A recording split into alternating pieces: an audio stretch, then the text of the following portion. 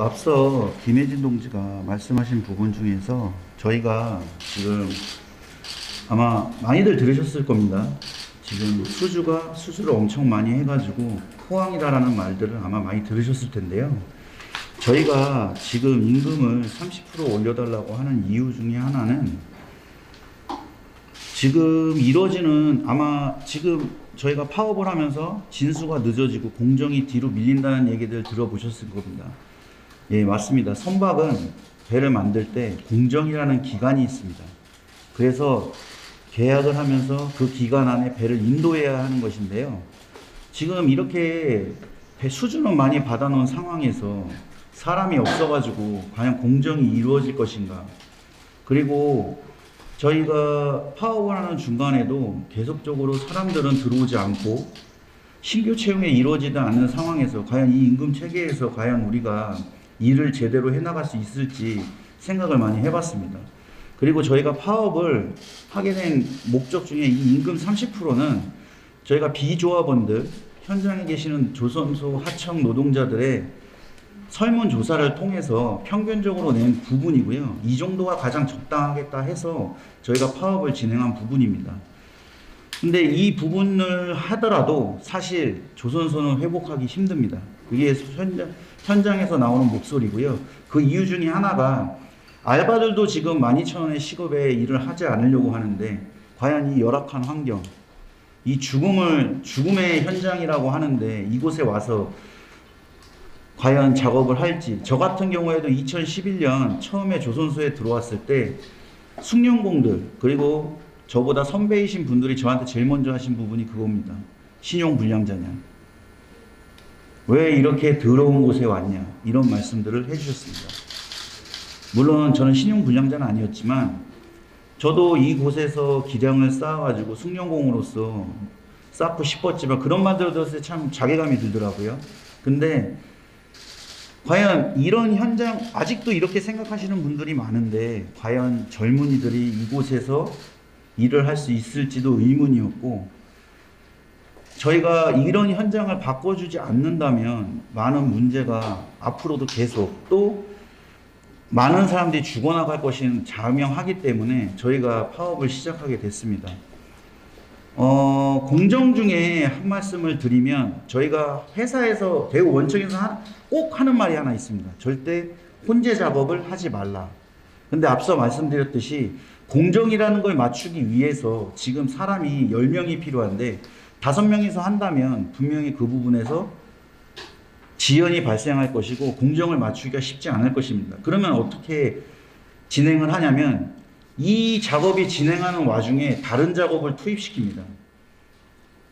일명 혼재 작업.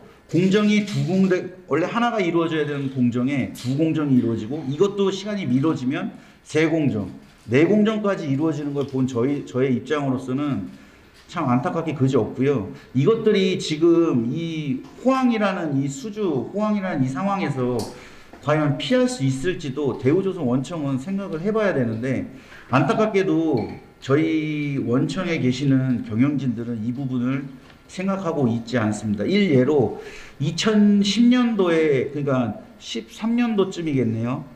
그때 리그선에 파워를 해야 되는데 100명이 필요하다고 했습니다. 근데 100명을 올렸는데 작업이 안 돼서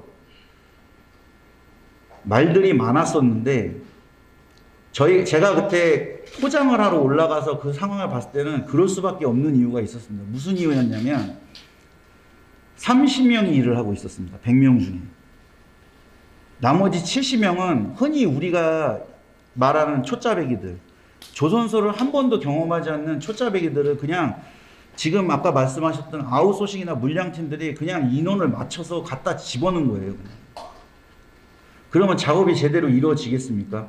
근데 현장에서 있는 부서장이나 파트장들은 답답해서 그걸 계속 요청하지만 그것을 보고받는 상무나 경영진들이라고 해야 되겠죠? 경영진들은 무슨 말씀을 하냐면 100명을 넣는데 왜 작업이 안 돼? 결국 이 문제는 대우조선 경영진들은 주인의식이 없다는 것밖에 생각이 들지 않습니다. 그래서 저희 같은 경우에는 현대중공업으로서 매각이 되는 거를 사실 반겼었던 부분도 있습니다. 왜? 주인이 된다면, 주인이 있다면 좀 더 괜찮은 현장, 좀 더 나은 환경을 만들어주지 않을까. 하지만 그런 거는 이미 이후에서 반대를 통해서 되지 않았고, 또 그때 매각을 한다고 했을 때 사내 원청에서는 함께하자, 대우를 살려야 된다는 그런 취지로 얘기를 했었는데, 지금은 저희의 파업을 부사대를 통해서 침탈을 하고, 그리고 저희를 몰아내고 있는 상황에서 저희는 이제 쉽지 않은 그런 파업을 하고 있지만, 이 조선소의 이런 구조적 문제는 분명히 바뀌어야 된다고 생각을 합니다. 아울러서 저희가 파업하는 중에 어떤 일이 발생했냐면, 그 업체는 얘기하지 않겠습니다. 발판 쪽이었는데 1.8m 높이에서 작업자가 떨어져 가지고 밑에 자재가 쌓여 있는 부분으로 얼굴 앞면으로 낙하를 했는데, 이분이 그날 입원을 하고 다음날 퇴원했습니다.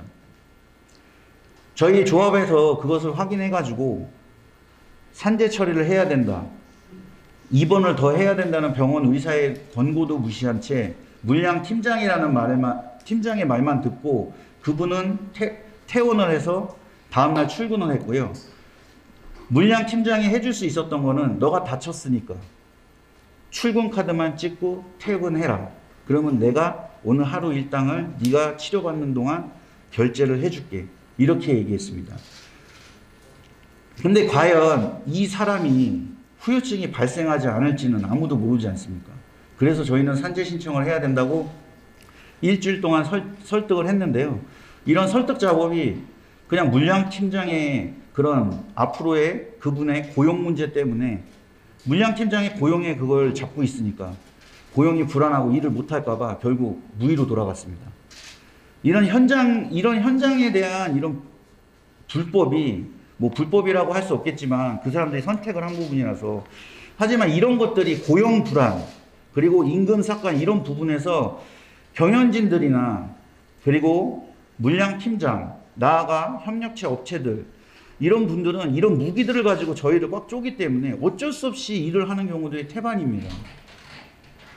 돈을 달라고 하면 돈 더 주는 대로 가라고 하고, 돈 없다고 하고, 기성금은 오른다고, 그 원청에서 기성금은 해마다 올려줬다고 확인을 하고 있거든요. 근데 원청 사장들이, 아니 협력업체 사장들이 하는 말은 뭐냐면 매년 깎여서 내려온다라고 합니다. 근데 이 부분에 대해서도 확인할 길이 없어요. 공개를 안 해주니까. 저희는 그냥 그 말만 믿고 있습니다. 그러니까 이런 비공개적이고 불투명한 상황에서 과연 저희들이 무엇을 믿고, 과연 이 구조를 바꾸려면 어떻게 해야 될지 모르는 상황에서 저희는 파업을 결정하게 된 것이고요. 이런 구조를 바꾸기 위해서 결국 노동조합의 단체 협약이라는 것이 필요하기 때문에 저희는 파업을 하게 된 겁니다. 구조에서 한 가지 더 말씀을 드리면, 앞서 4월 달에 파워공들이, 아니 4월 달이 아니라 재작년 저희 파워공들이 파업을 한 이유가 있습니다. 급여 월 일당이 너무 작다. 그래서 한 달이 좀 넘는 시간인가 가까이 되는 시간 동안 싸워서 일당 2만 원을 올리고 연차를 받게 되고 퇴직금을 했는데, 그때 원청에서 이런 말을 했습니다. 하청 지회는 빠져라. 근데 저희는 그런 말을 믿고 뭐 그거에 대한 협상을 이루어 줄 테니까 지회에서 빠지라 해서 빠졌는데, 문제는 그거를 협상한 그 자리에서는 체결을 하고 바로 한 달에서 두 달마다 업체별로 다 손바닥 뒤집듯이 다시 원상복귀 시켰습니다. 그래서 그런 것들을 봤을 때, 더 이상은 우리가 원청의 말만 믿고는 할 수 없다라는, 그리고 이 구조를 바꾸기 위해서는 노동조합의 단체 협약, 인정이 필요하기 때문에 저희는 결국 이렇게 파업을 시작하게 된 것입니다. 많은 분들이 저희를 뭐 점거했다, 불법이라고 하지만 한번 생각해 보십시오. 저희가 과연 이 도크를 점정하지 않았으면 많은 분들이 저희에게 관심을 가지셨겠습니까?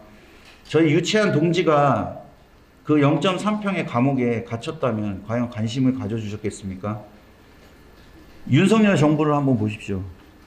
기다렸다고 하는데 저희는 지금 50일차 아직도 기다리고 있습니다.